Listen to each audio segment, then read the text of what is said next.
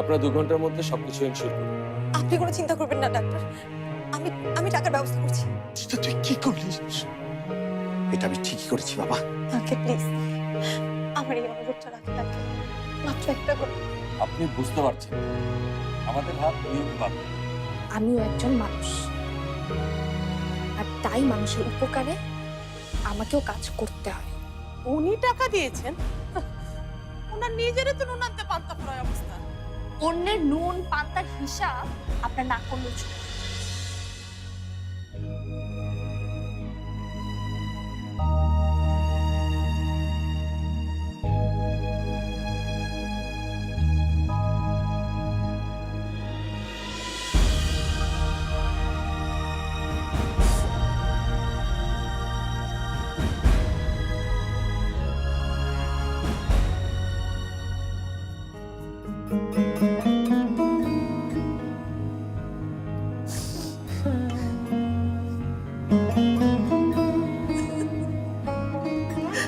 দেখেছিস সাবা, তোর বাবাকে দেখে মনেই হচ্ছে না ঘুমায় আছে, মনে হচ্ছে এখনই ডাকে উঠে বসবে আর বসে বলবে এক কাপ চা দাও তো স্বামী। উঠবে না, আমি জানি উঠবে না।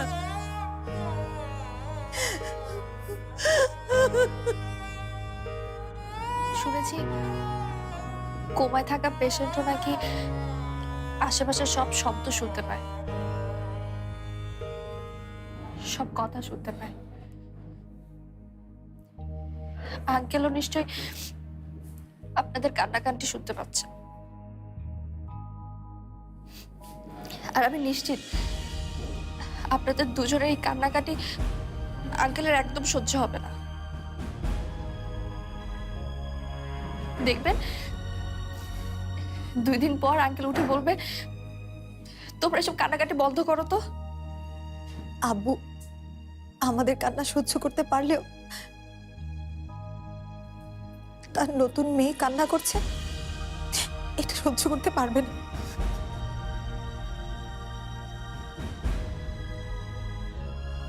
তোর মানুষকে এই আপন করে নেওয়ার সাহসটা দেখে আমার বারবার একজনের কথাই মনে পড়ে, পালকি। আমার পালকি মাটাও ঠিক তোর মতো এরকমই ছিল।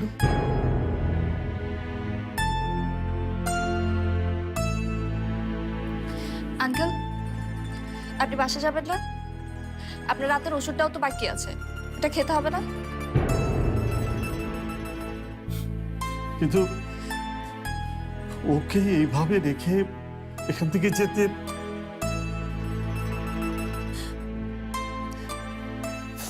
এই দিকটা নিয়ে আপনি চিন্তা করবেন না আঙ্কেল, আমি আছি। শুধু তুমি না, তোমার আর আন্টির সাথে আমিও থাকবো। কোনো কথা চলবে না, আজ থেকে তুমি আমার বোন, তাই আমি যা বলবো তোমার তা শুনতে হবে। এখন লক্ষ্মী মেয়ের মতো বাড়িতে গিয়ে রেস্ট নাও। সাবা ঠিকই বলেছে সায়রা, আজ তোমার উপর দিয়ে অনেক ধকল গেছে। তুমি যদি একটু রেস্ট নাও তাহলে তুমি অসুস্থ হয়ে পড়বে। তুমি বাড়ি গিয়ে রেস্ট নাও।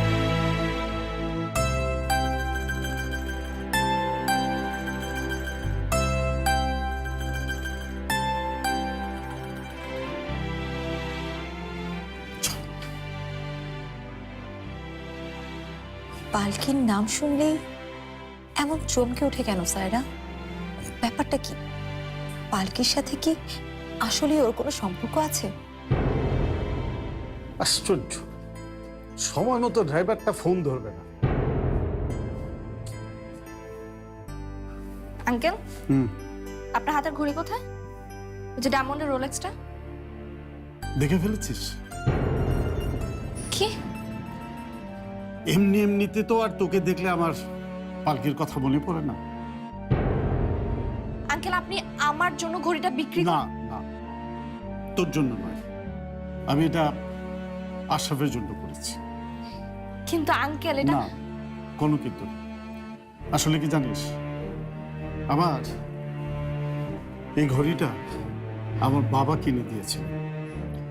তিনি বলেছিলেন কি যে সময় মেনে চলবে। সময় মেনে চলতে চলতে আজ আমার এই অবস্থা। আজ যখন আমার সংসারের, আমার কোম্পানির এই দুরবস্থা, তখন ভাবলাম একটা ভালো কাজের জন্য না হয় উৎসর্গ করি।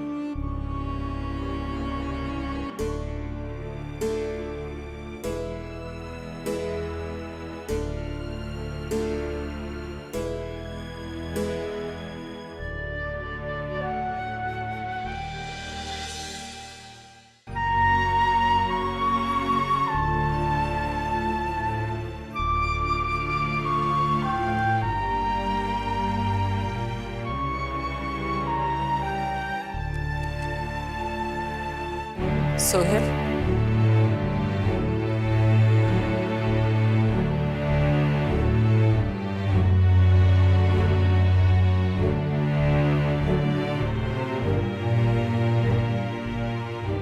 কিরে, বাড়িতে ফিরে মায়ের সঙ্গে একবার দেখা করারও প্রয়োজন মনে করলি না? মাও তো প্রয়োজন মনে করেনি তার সন্তানের সঙ্গে একবার দেখা করার। অবশ্য ভালোই করেছো দেখা না করে। যেই মা তার সন্তানের খাবারের সঙ্গে বিষ মিশায়, সেই মায়ের আদর, ভালোবাসা, স্নেহের কোনো প্রয়োজন নেই আমার। আবারও তুই একই কথা বলছিস? আমি আর কতবার বলবো যে খাবারের মধ্যে বিষ? যতবার বলো আর যতভাবেই বলো না কেন, আমি তোমাকে আর বিশ্বাস করি না। কারণ কারণ তুমি একটা খুনি। তুমি আমার স্যামিকে খুন করেছো।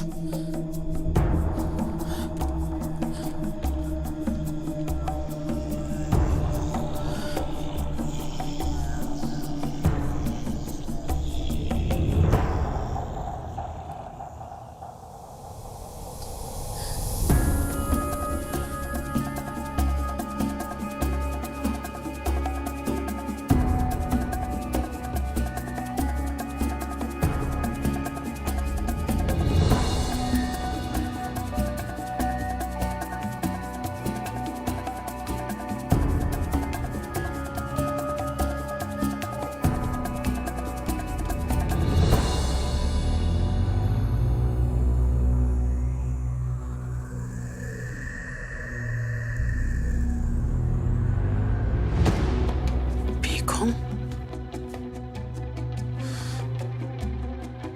বেগম আমার ঘর থেকে কি নিয়ে গেল?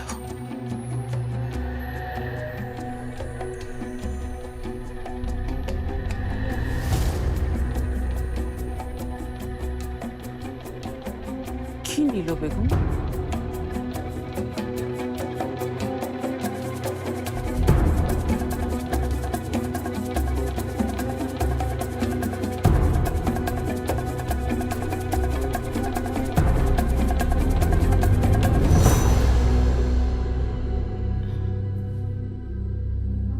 কি নিতে পারে?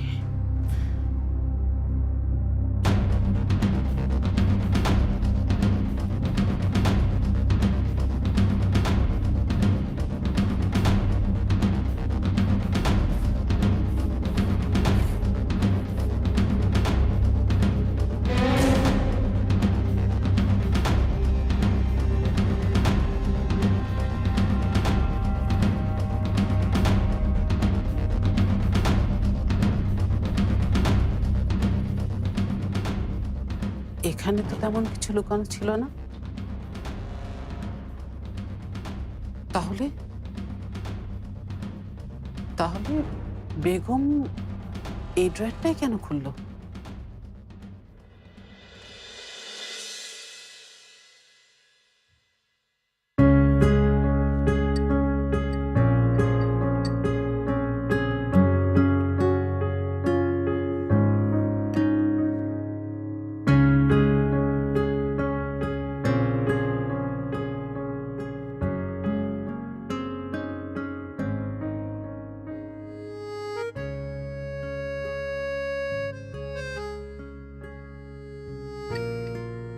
মজা হয়েছে না খেতে?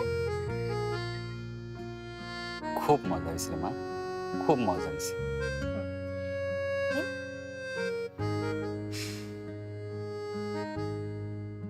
দেখেছ বাইরের লোক হয়ে কেমন বাবা মেয়ের সম্পর্ক পাতিয়ে বসেছে। যে অন্ন আমাদের পেটে যাওয়ার কথা তা যাচ্ছে ওদের পেটে। আবার তো কিছু বলাও যাবে না, বললেই তো সন্দেহের তালিকায় ফেলে দেবে। এইভাবে প্রতিদিন নিয়ম করে খান, দেখবেন একদম সুস্থ হয়ে গেছে।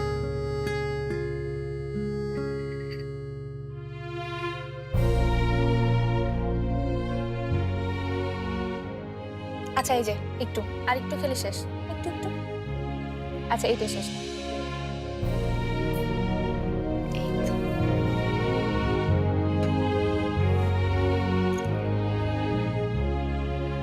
কিছু বলবেন?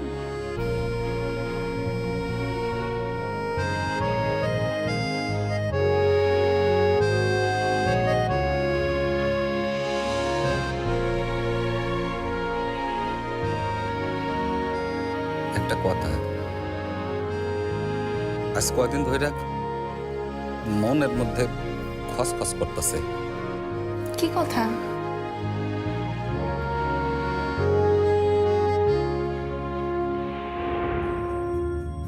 তোর চেহারাটা এমন বদলাই গেছে কেন রে মা?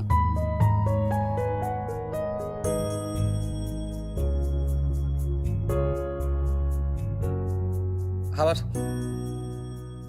আবার আমারে তুই আপনি আপনি করে ডাকস, আব্বা কইয়া ডাকস না।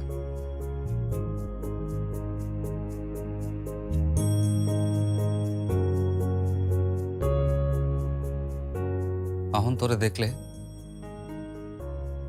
তোর কথা শুনলে মনে হয় তুই শহরের মেম সাহেব, গ্রামের কোনো কিছুই তোর মধ্যে নাই। তুমি যে পালকিকে শহরের ছেলের কাছে বিয়ে দিয়েছো, ভুলে গেছো?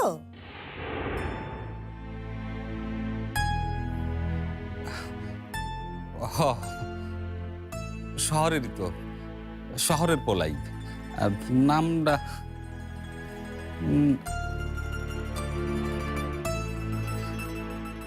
সোহেল, সোহেলের লগে পালকি বিয়া করছে। ঢাকা শহরে একবারে বিরাট বড় বাড়ি আছে। তাহলে তুমিই বলো, শহরে মেয়েকে বিয়ে দিলে মেয়ে তো শহরের মতোই থাকবে নাকি গ্রামের মতো থাকবে?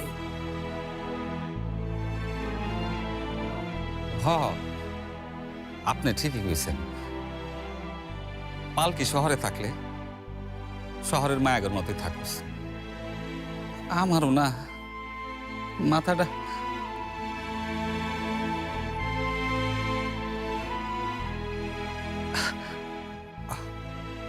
মা, তুই শহরের মায়াগর মতো থাকুস, বদলাইস না, বদলাইস না, তুই বদলাইস না।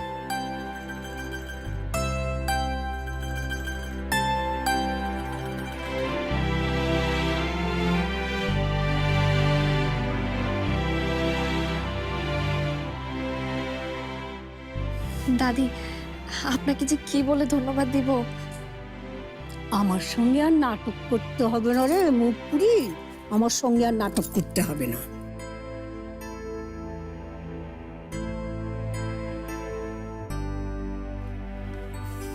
নাটক মানে? ওরে চালাকের চালাক, আমি বুঝে ফেলেছি তুই কে। কে আমি? তুই আমার পালকি ছাড়া আর কেউ হতে পারিস না, তুই আমার পালকি।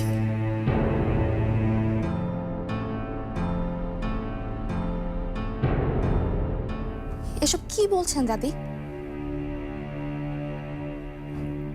আমি কেন পালকি হতে যাব? আমি তো চুপ, একদম চুপ। তখন থেকে দাদির সঙ্গে মিথ্যা বলে বলে শুধু পাপের বোঝা বাড়াচ্ছিস। তোকে প্রথম দেখেই আমার সন্দেহ হয়েছিল, আমার বারবার মনে হচ্ছিল তোর জন্য আমার এত মায়া হচ্ছে কেন। এখন আমি কারণটা জানি।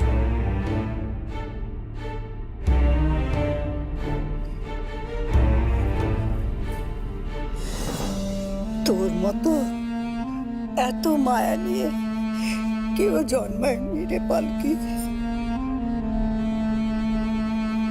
দাদি দাদি আমি পালকি নই, আপনি বুঝতে পারছেন না। আমি বুঝতেও চাচ্ছি না। পালকি ছাড়া আর কেউ নেই যে তার এত ক্ষতি করার পরেও সাবাকে সাহায্য করতে যাবে। পালকি ছাড়া আর কেউ নেই যে এই দুঃসময়ে রহমান গ্রুপের দায়িত্ব নেবে। আমি এসব বুঝি না ভেবেছিস?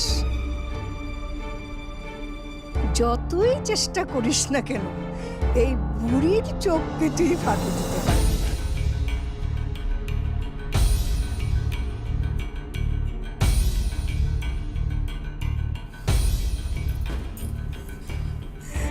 আর কিছু না লুকিয়ে আমার কাছে বল, কি হয়েছিল?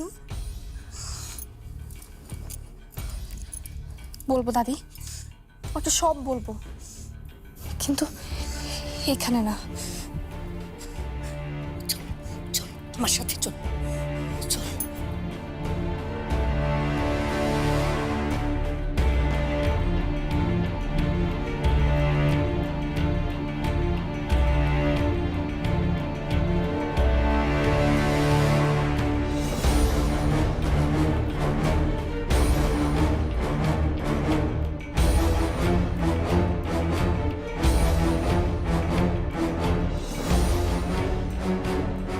কি বলবে তুমি সারা? নাকি পালকি?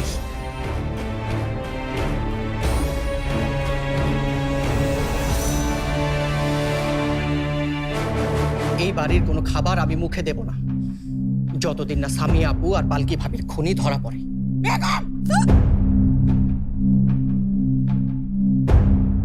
আমি এখন এই মুহূর্তেই বাড়ি ছেড়ে চলে যাচ্ছি, আর কোনোদিন তোমার এই অভিশপ্ত বাড়িতে ফিরে আসবো না। যদি যেতেই চাস তাহলে আমাকেও সঙ্গে নিয়ে যা। হাই হাই গো, না আমাকে কি হইব? ও ফুলকি, তুই এনে খাম্বার মতো খাড়াই আসোস কেন? শিক্ষিতা চা শরীফ বাবু ধরে থামা ফিরা গিয়া। বাধা দিও না দাদি, আমাকে যেতে দাও।